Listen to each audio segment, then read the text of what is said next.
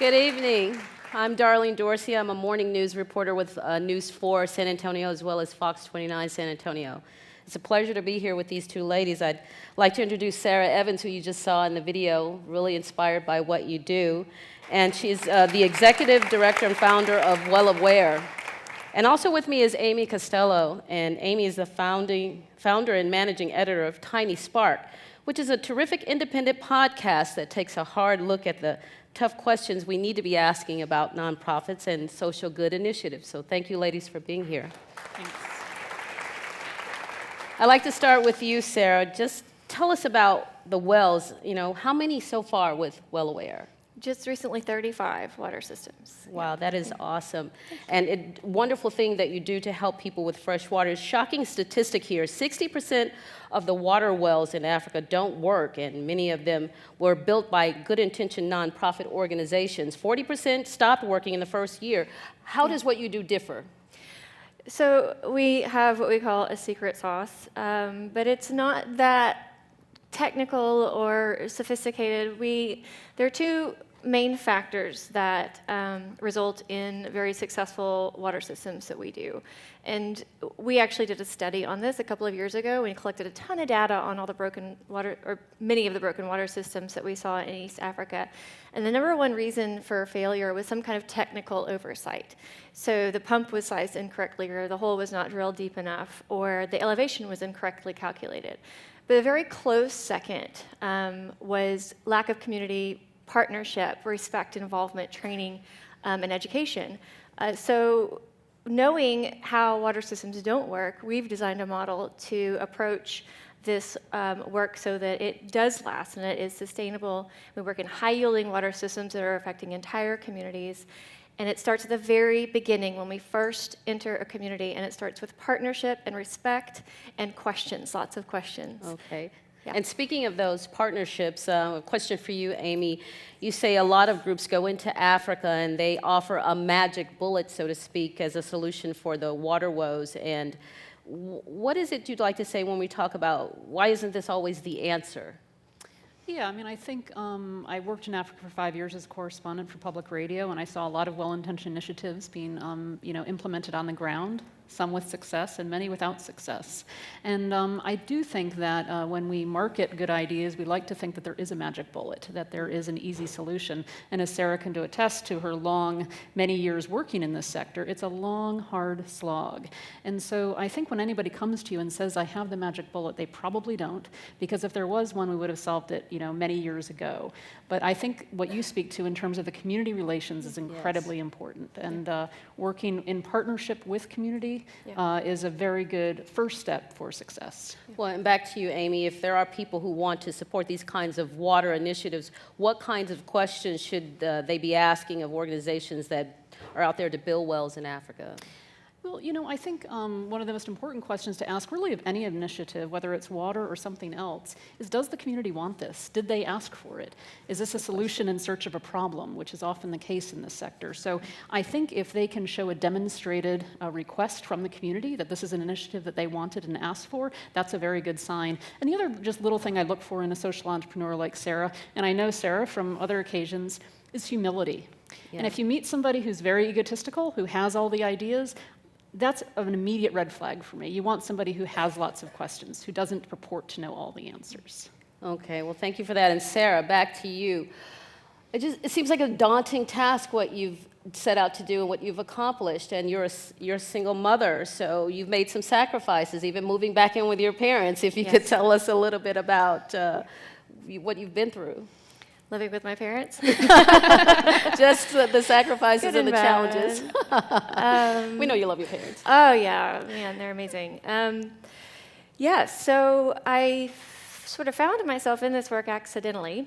And when I realized I wanted to commit myself to it, I made quite a bit of sacrifices. I worked for a couple of years for free. I was a lawyer, and I ditched all that, and I set myself to figuring out how to do this work the right way after the first trip to Kenya, doing the first water system, which, by the way, was completely reckless and irresponsible when we did the first water well, because I didn't know what I was doing. We got very, very lucky. So for whatever reason, we got lucky, and here I am today.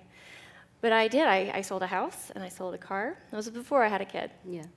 And I was getting by, but then I had my beautiful daughter Violet, and then I needed to move back in with my parents so I could keep doing this work and make sure that she was getting all the love and nurture and support that she needed. If you could say briefly, just why though? Why do all of this? Because it's a really, really good thing to do. I don't know why I ended up where I am, but I'm so grateful every single day. And I did end up in Kenya in January 2010 doing that water system, and being there during that time changed my life. And I haven't spent a single day wishing that it had gone otherwise. And if we could ask you just about the cost, it costs about $10 per person for 20 to 30 years to provide them with clean drinking water. You've already done more than 30 wells. What are your future goals? I mean, already you've accomplished so much. I appreciate that. Thank you. We want to do more work. We want to get better. So we keep our eyes focused on technology and the technological advancements. We see lots and lots of I'm going to go ahead and say it, just gimmicks that come through that are purporting to solve the water crisis, which are not necessarily going to be good for the work. But there are things like solar power and different kinds of pumps, which are really kind of changing the way that our work is done. So we think that in the years going forward, this work will get more cost effective. So I think we can do exponentially more work as we go forward. But we have this great project model, and so we want to keep going. We want to do more. And how much does it cost to do this for each one of these wells? So a brand new drill, and I can go into depth, no pun intended, if you want. It's about $25,000 to $30,000, but we also do water well rehabilitation because there are so many broken systems out there. We find viable candidates for rehabilitation, and we do that too. Okay, and where does the money come from? I mean, do you get lots of help for what you do? How can people help? People can send money and just talk about it and spread awareness. And I think not just talking about the cause itself, but having conversations about the right way to do this work, whether it's Well Aware or another organization doing work in a similar way. Because, and to answer your question, the funding does come from individuals, small family foundations, a small handful of companies, and events and campaigns. Certainly some of the most rewarding work you've ever done, as well as challenging. Both, yes, the most rewarding, most challenging, yeah. Okay, well, we want to thank you for that. And Amy, would you like to add anything about just things that people should be mindful of when we're talking about dealing with these kinds of things? Yeah, I think absolutely another question to ask is, what are your plans for follow-up? How are you going to be maintaining these devices? Does the community know how to repair them themselves? Is it going to require Sarah to fly from Austin to Kenya to repair it? Hopefully not. What is your financial model? How will this be? You can put a pump in the ground or any other kind of initiative in the ground. Who's going to pay for it 2, 5, 6 years from now? So all those questions about sustainability are incredibly important to ask. Well, thank you both. And Sarah, certainly, I mean, it's something just remarkable that you've done. Many of us would think about it, but you actually put it to work. So thank you so much. And right now, I would like to introduce Nancy Inouye. She's the National Marketing and Communications Manager with Toyota. Thank you, Darlene. And thank you, Tina and Women in the World, for being such amazing partners. This is my first Women in the World event, and it's a phenomenal, impressive gathering of change makers who possess very innovative ideas. Innovation is defined as a new device, method, or idea synonymous with creativity, originality, and inspiration. At Toyota, we see innovation as a way to ensure a successful future, whether it's alternative energy sources, interconnected traffic and safety systems, human assisting robots, or new modes of personal transportation and mobility.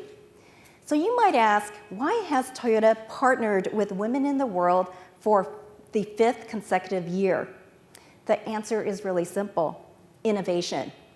The Toyota Mothers of Invention are trailblazers. They're entrepreneurs, pioneers, leaders, and most of all, innovators. They are determined and passionate individuals. And the impact and dedication we just heard about from our newest Mother of Invention, Sarah Evans, and the work she is doing is truly incredible. This evening's event is especially close to our heart because it's taking place in San Antonio. As many of you may know, this is the home of our Toyota Texas manufacturing plant. Yay! Which produces our Tundra and Tacoma trucks, and from which we have a number of very special guests from that facility with us here today. Being here also is very special to me personally, because in the coming months, Toyota will be calling the great state of Texas home as we open our U.S. headquarters office in Plano next year. Yay! Before I go any further, I want to extend a special welcome and sincere appreciation to our partners from Hiring Our Heroes who joined us this evening. Toyota is grateful for the partnership and continues to be committed to both our veterans and military spouses. Our goal is to develop world-class resources that will address the unique challenges they face when returning to the job market. Toyota is committed to supporting and inspiring and celebrating women to help them go places. We're looking ahead to the future for things that are inspiring tomorrow, things that are beyond possible. We believe in looking at emerging trends that are impacting our future and our world, and those who strive to make the impossible possible. Since 2012, Toyota has honored 16 innovative and courageous Mothers of Invention, and tonight we welcome Sarah to that family. Sarah, can you join me at the podium? Great. Sarah, in recognition of the remarkable work you have accomplished so far, and to help you continue your inspiring mission, we're delighted to present you with our Toyota Driving Solutions grant of $50,000. No way, no way, no way. Congratulations. Yes, yay. Wow. So great. I'm so proud of you. And Sarah, thank you again. We admire you, we celebrate you, and we congratulate you. Thank you. Please join me in giving Sarah and Well Aware one more round of applause. You deserve it. Yes, thank you. Welcome. Thank you.